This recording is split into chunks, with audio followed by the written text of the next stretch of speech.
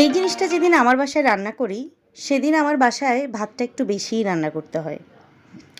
Hello, আসসালামু আলাইকুম। কেমন আছেন সবাই? আমার আরেকটি ছোট্ট ভিডিওতে আপনাদের সবাইকে স্বাগত জানাই। তো আমার হাজব্যান্ড কিছু ভেদা মাছ নিয়ে এসেছিল। আপনারা কে কী নামে এটাকে চিনেন আমি জানি না, কমেন্ট করে জানাবেন। তো ভেদা মাছগুলো সে বলছিল যে ভাজি করে মাখা মাখা করে রান্না করো। তো এই তো এখানে আমি রান্না শুরু করে দিলাম। আর মাছগুলো মশলা মাখানিতে আমি দিলাম মশলা রেডি করে নিচ্ছিলাম। এখানে আমি দিয়েছি হলুদ গুঁড়া, মরিচ গুঁড়া, ধনিয়া গুঁড়া, জিরা গুঁড়া, সামান্য একটু রসুন বাটা আর আদা বাটা দিয়ে এই তো মাছগুলো দিয়ে আমি ভালোভাবে এগুলোকে একটু মাখিয়ে দিব।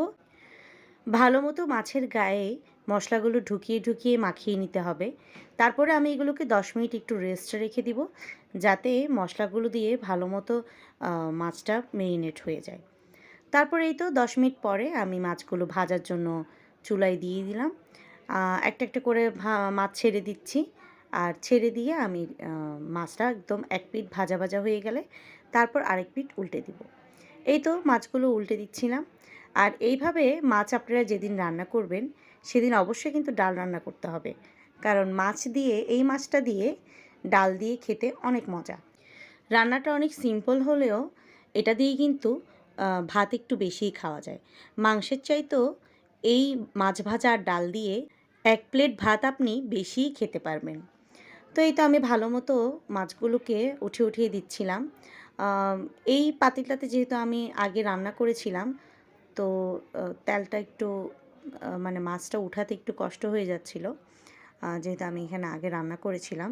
যদি শুধু মাছ ভাজার জন্য হতো তাহলে মাছগুলো খুব তাড়াতাড়ি উঠে যেত।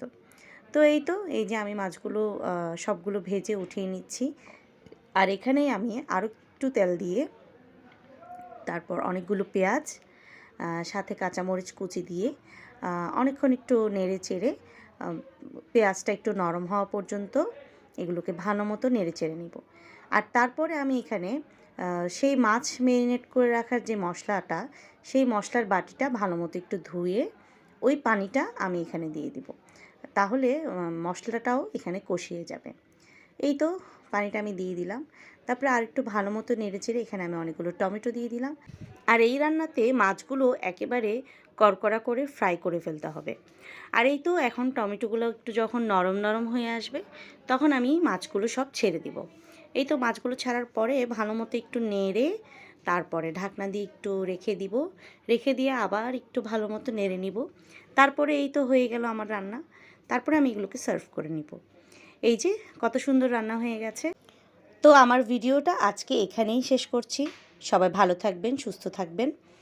আর আমার ভিডিও যাদের ভালো লাগে তারা আমাকে লাইক, কমেন্ট ও শেয়ার দিয়ে পাশে থাকবেন। আর আমার জন্য আর আমার পরিবারের জন্য সবসময় দোয়া করবেন। আসসালামু আলাইকুম।